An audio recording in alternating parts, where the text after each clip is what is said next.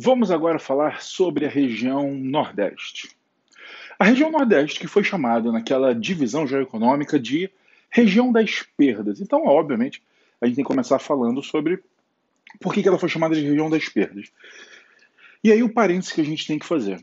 O Nordeste também foi chamado por alguns autores de região problema, tá? Região problema por quê? Porque concentra uma enorme população pobre por causa de uma desigualdade, por causa de uma série de problemas que são reais no Nordeste. Só que isso fez com que as pessoas taxassem o Nordeste de uma região somente pobre, de uma região só pobre, pobre, pobre. E isso leva você a ter ideias erradas sobre um problema que está mal explicado. Por quê? Porque quando eu falo para você, olha, tal região, região A é uma região pobre, qual é a solução? A solução é arrumar dinheiro. A solução é encontrar formas para trazer dinheiro para essa região. Porque é assim que a gente soluciona uma coisa quando o problema é ser pobre. Tudo bem? Ah, então você está falando que o Nordeste não precisa de dinheiro? É óbvio que todo mundo precisa de dinheiro. Se você perguntar para Nova York quer atrair mais dinheiro. É óbvio que o Nordeste quer atrair mais dinheiro, mas você não pode pensar, por favor, que o Nordeste não gire dinheiro. Gira e gira muito dinheiro, e desde sempre. Mas o Nordeste, ele virou uma região com grandes problemas por conta de uma extrema concentração de renda, uma extrema concentração de terras na mão de poucas pessoas, que criam os problemas, mas que não significa que o Nordeste não tenha suas riquezas. Esse é o grande problema. Quando você olha o contraste entre os grandes litorais, dos famosos litorais, e o interior imediato é muito maior do que a gente tem, por exemplo, no Rio de Janeiro. Quando você olha a orla de Ipanema, de Copacabana e etc., você vê ali do Leblon, de Ipanema, tudo bem. O bairro é legal. A Zona Sul ela se destaca. Não é somente a rua da praia. Muitas vezes, em algumas capitais importantes do Nordeste, não que a zona da praia não seja legal, mas o contraste de renda, de tudo, entre a zona imediata da praia e o interior imediato já começa a ser muito diferente. E isso é um traço grande de concentração de renda. Isso é um traço grande de que boa parte da população não consegue ter acesso. E aí o Nordeste ele tem que ser encarado como uma região das perdas. Por quê? Porque eu preciso te explicar de onde veio esse dinheiro inicial, de onde veio essa importância inicial. É muito diferente perder de nunca ter tido. Então vamos lá. A região Nordeste, como a região das perdas, a gente pode destacar três sentidos aqui nessas perdas, tá bom? Vamos enumerá-las aqui para você. Ó. A gente pode destacar aqui três perdas. Bem, deixa eu pegar outra cor para ficar didático. Ó, vamos ver se a sorte está comigo. Tadã, veio. Ó, vamos lá. Quando a gente fala de perdas, a gente está falando de perdas. A primeira de todas, né? Meio óbvia. A perda econômica. Tudo bem? A perda econômica. Por quê? Porque a gente não pode esquecer que o Nordeste ele é o primeiro coração econômico do Brasil. Tá? Ele é o primeiro grande coração econômico do Brasil.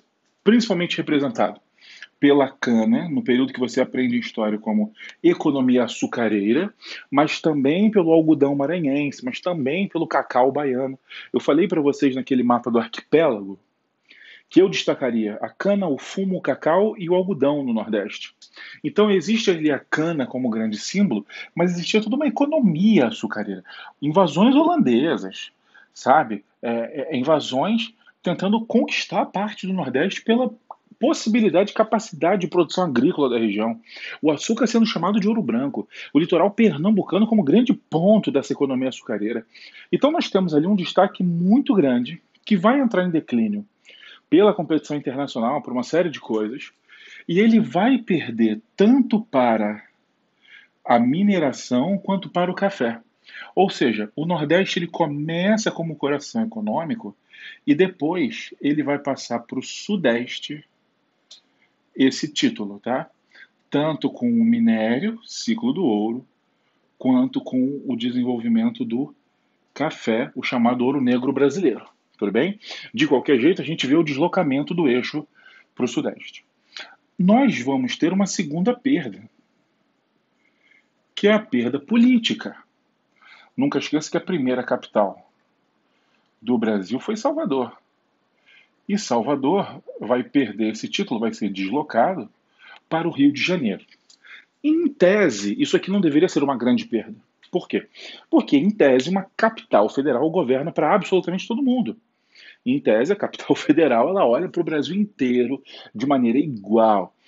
Ah, Hansi, mas ela faz a gestão dos recursos. Então, quando a gente tem um modelo em que os políticos ou o corpo político promove uma gestão do país, em que você realmente represente as necessidades e as possibilidades e que você desenvolve o país como um todo, sinceramente, onde a capital está não deveria importar. Então, por exemplo, se a Amazônia tem um potencial gigante, se tem um banco genético absurdo e deveria ter uma pesquisa, uma luta de patente ali, não interessa onde é a capital, vai ter a luta de patente ali. Se São Paulo é São Paulo, então a gente tem que fazer de São Paulo. Incentivo industrial, incentivo financeiro, incentivo de serviço, tudo, porque não importa onde é a capital. Mas a gente sabe que isso não é verdade. Por exemplo, quando a gente olha no Brasil, as três principais cidades do Brasil são São Paulo, Rio de Janeiro e Brasília. Só que a média de renda das três, Brasília é maior. Brasília é maior. Então, quando você vira capital, você não só concentra o poder e a gestão, mas você concentra literalmente o dinheiro. Você tem ali funcionalismo público de altíssimo nível, com altíssimos salários, gerando um ecossistema de pessoas que trabalham com aquilo muito forte, e acaba atraindo olhares e serviços qualificados, e você acaba desenvolvendo a região. Salvador teve um azar. Salvador foi capital do Brasil enquanto nós éramos colônia. Enquanto ainda chamávamos de América Portuguesa. O Rio de Janeiro não. O Rio de Janeiro ele vai pegar, primeiro, a família real vindo, né, um pouquinho antes da família real vir para o Brasil. Então o Rio de Janeiro vira sede do Império Português, num dado momento. Depois vai virar a capital do Brasil. E aí, quando a gente entra no século XX, o Rio de Janeiro vai ter uma das maiores heranças do Brasil, que são as estatais. O período em que ele foi capital federal e que o Vargas daqui funda Petrobras, BNDES, funda Banco do Brasil, bota a sede do Banco do Brasil no Rio, funda o BNDE, funda a Petrobras, funda a Eletrobras, funda a CSN, funda a Vale.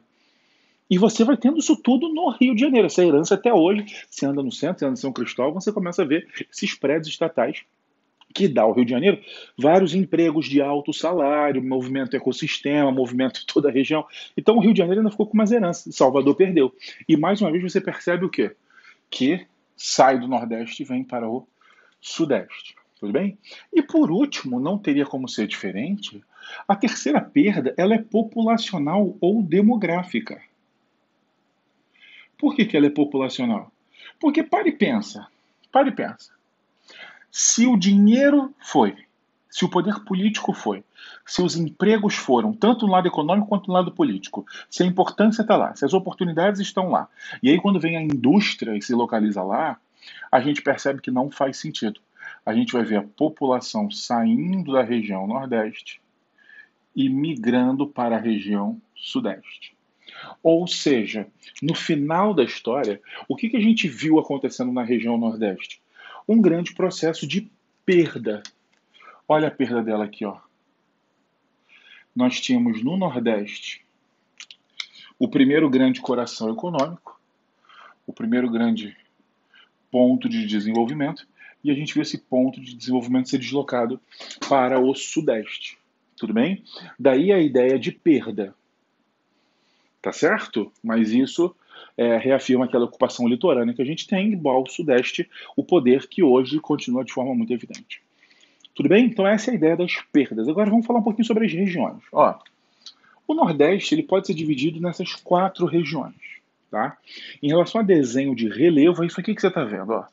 Isso aqui, só para deixar claro. Deixa eu pegar as outras cores aqui. Ó. Só para o desenho ficar claro, para você entender.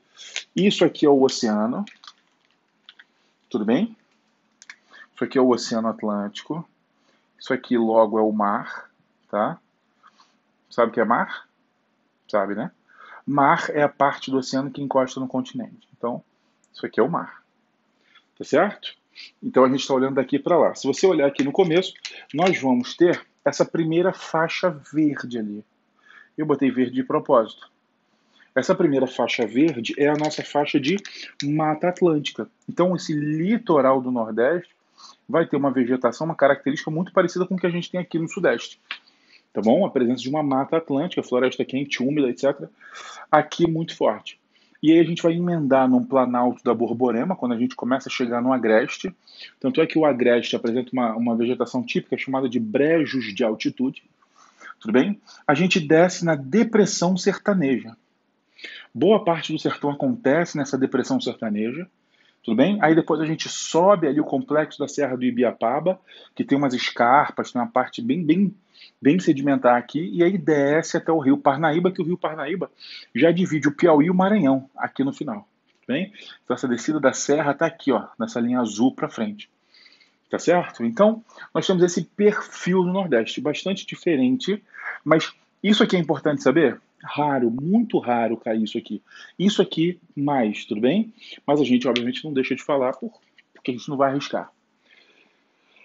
As regiões nordestinas, vamos só lembrar pontos interessantes sobre cada uma. Primeiro, a Zona da Mata. Recebe esse nome de Zona da Mata justamente por ser a zona da Mata Atlântica.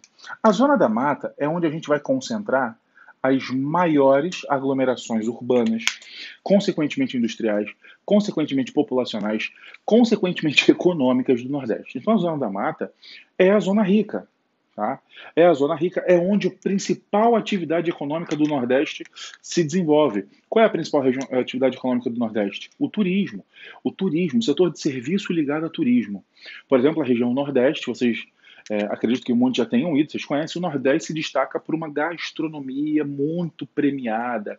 O Nordeste se destaca por passeios, atividades em praias, praias belíssimas, hotéis, resorts, assim, tudo ligado a recentemente crescimento dos aeroportos. Então, assim, você começa a ter viagem, hotel, pousada, resort, restaurante, comércio, tudo ligado a essa área, que acaba empregando muita gente. E aí você consegue fazer um paralelo. Imagina qual foi o peso do Covid para a região. Uma região que vive de turismo, todo mundo em casa, ninguém viajando, o Nordeste sentiu muito, porque esse setor é muito importante. Então a Zona da Mata ela se aproveita das belezas naturais, tem um setor de serviço muito forte, principalmente ligado ao turismo, mas também concentra as características urbano-industriais. E entre as características urbano-industriais, a gente não pode esquecer um lado bom, tá certo? Qual é o lado bom? É o lado que tem um pouco mais de tecnologia, é o lado que tem um pouco mais de renda, é o lado que tem mais pessoas, tudo bem? Todas as vantagens de ser urbano industrial. Mas a gente também não pode esquecer que essa zona urbana industrial, ela vai concentrar boa parte dos problemas da região Nordeste. E aí, quando eu digo problemas, eu estou falando de índices de violência, tá bom? Índices de violência gravíssimos. Algumas cidades do Nordeste aparecem aí como cidades de destaque de violência. Fortaleza, Aracaju, Rio Grande do Norte, Natal, no Rio Grande do Norte. Essas cidades se destacam muito. Então, tanto por belezas naturais quanto por esse problema. O trânsito piorou muito na região Nordeste. Então, assim, que são típicos de áreas urbanas. Então, essa zona da mata ela acaba concentrando essas atividades, mas é a área mais desenvolvida. A gente vai destacar 3 pontos. Quais são os 3 pontos? Fortaleza aqui em cima, Recife, Pernambuco, Salvador, Bahia, tá bom? Salvador, a mais antiga, principalmente com o polo petroquímico de Camaçari, que é um polo da Petrobras que por muito tempo desenvolveu a região. Camaçari fica perto de Salvador, com gente com muita grana comparada ali à região, só que ela está perdendo a atividade petroquímica por causa de custo.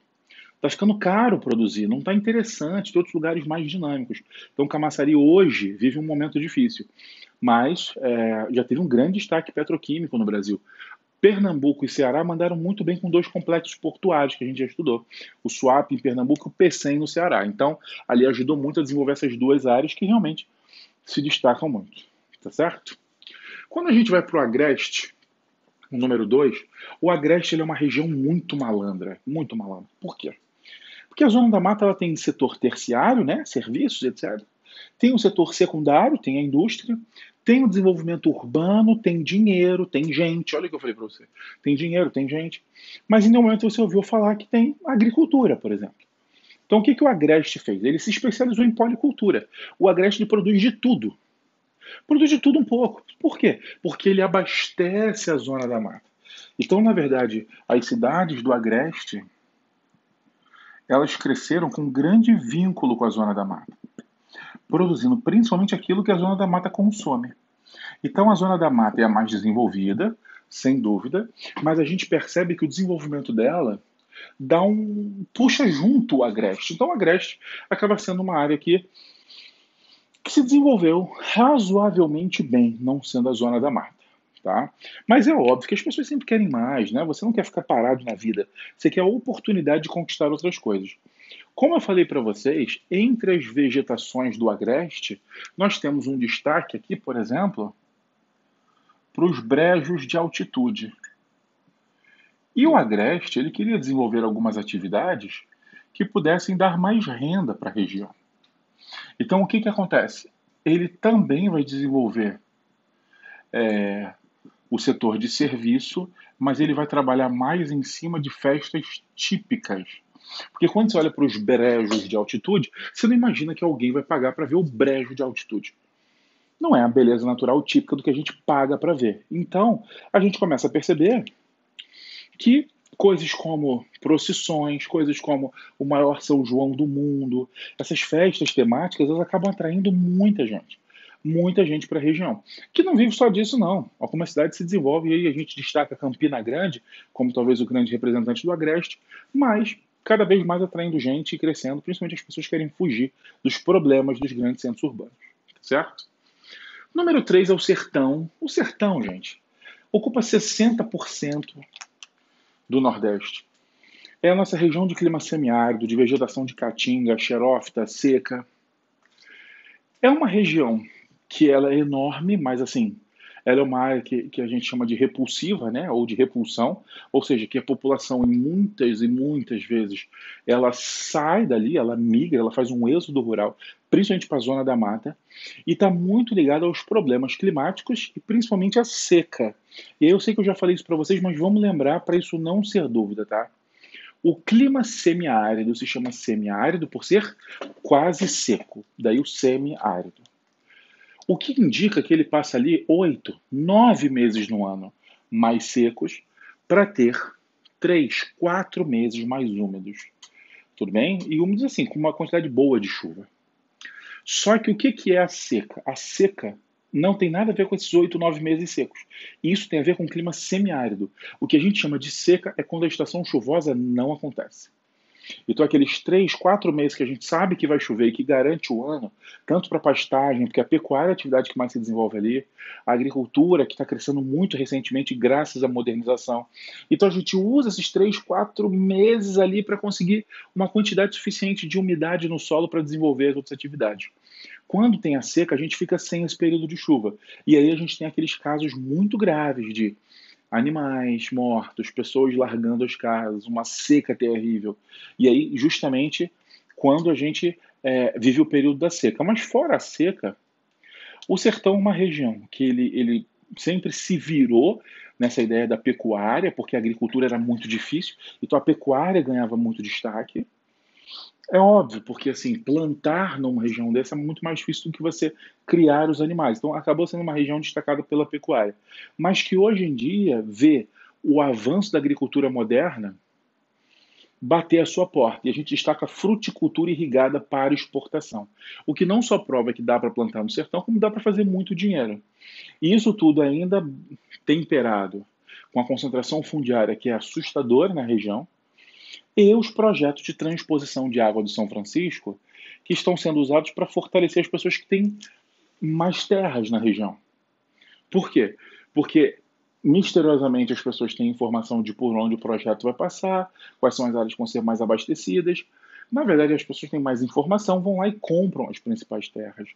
Vão lá e dão um jeitinho, muitos esquemas políticos em que você desvia o projeto, né, faz um canalzinho a mais ali para cair água para uma região que é o que você quer favorecer alguém. Mas a verdade é que a transposição de São Francisco, que é o fato de você tirar a água, né, do Rio São Francisco e levar para o sertão, ele se deve ao fato, principalmente, do Rio São Francisco ser o rio mais forte e que passa no sertão. E que tem turismo, e que tem hidrelétricas. Ele é um rio poderosíssimo. E que a transposição tiraria só de 1 a 3% da água dele. Então, o Velho Chico, como ele é chamado, ele traria não só a água para as áreas em que ele acontece, a gente falou disso em hidrografia, mas você puxaria grandes canaletas e desviaria essa água para regiões que não recebem. Ou seja, chegando a água, chegando a agricultura moderna, a gente pode transformar o sertão numa área de grande produtividade, grande produtividade. Só que ele está partindo de uma situação de terras muito concentradas, a gente tem que tomar cuidado com isso, tá? Por último, último comentário, é que ambientalmente falando, o sertão é a região que a gente tem um grande risco de desertificação. Lembra na aula de impacto ambiental eu falei que a arenização, quem sofre risco é o Pampa, e a desertificação, quem sofre risco é o sertão nordestino, tudo bem? Esse empobrecimento do solo exagerado, aí sim que você vai ficar dependendo ainda mais da agricultura moderna, tá? E por último, nós temos o meio norte. O nome já diz tudo, tá? O meio norte é nordeste, mas já é meio norte. Por que já é meio norte? Porque já começa a ter características amazônicas. O meio norte é feito de dois estados, o Piauí e o Maranhão. O Maranhão já começa a ter mancha de floresta amazônica, então a partir daqui já tem floresta, floresta mesmo. É, e essa região, que já foi chamada por muito tempo, né, obviamente com um nome preconceituoso de Piorão, porque tinha o Piauí e o Maranhão, pelo baixo IDH da região, realmente uma região, ela tinha um baixíssimo IDH, até hoje tem cidades no interior muito pobres, mas a gente percebe que, principalmente as capitais, né, Teresina e São Luís, crescem, e crescem assim bastante, com mais destaque ainda para o Maranhão, com mais destaque para São Luís, mas crescem muito com atividades industriais, com o setor de serviço, tá? E principalmente um destaque muito interessante em níveis de educação. Tá? Junto com esse estado, a gente sempre destacou o Ceará, né? As pessoas falam que as grandes instituições brigam entre Ceará e São Paulo como destaques para a educação, e realmente, principalmente em instituições militares, essa é a briga, mas a gente consegue perceber, por exemplo, que Pernambuco e o Piauí estão tentando bater muito forte de frente é, com essa realidade. Então, a gente percebe que tem um vetor de mudança ali. Só que esse vetor de mudança ele é muito contrastante, porque se as cidades estão se desenvolvendo, o interior continua ainda muito dependente, por exemplo, do extrativismo. Lembra que ele é um ecótono, o meio norte é uma transição. Ele é uma vegetação chamada de mata dos cocais, que é uma transição do sertão para a Amazônia. E ali tem o babaçu e a carnaúba, vegetação típica desse ecótono, e que alguns grupos extrativistas, como aquele exemplo que eu já falei para vocês, das mulheres quebradeiras de coco babaçu, que vivem do extrativismo dessas vegetações locais e que estão perdendo muito terreno, eu já expliquei isso para vocês, estão perdendo muito terreno com o avanço da soja moderna, principalmente na região do Mapitoba ou Matopiba, não interessa. O que importa é você lembrar que é Maranhão, Piauí, Tocantins e Bahia. O avanço da soja moderna vem trazendo para essa região aqui o aumento dos índices de violência. Então, fica aí esse destaque, obviamente, negativo pelo lado da violência, mas mais uma vez mostrando que a modernização da agricultura vai transformar essa região numa região de potencialidade agrícola grande. Tudo bem? Vou sair da frente para você ver o quadro e a gente volta para o último vídeo.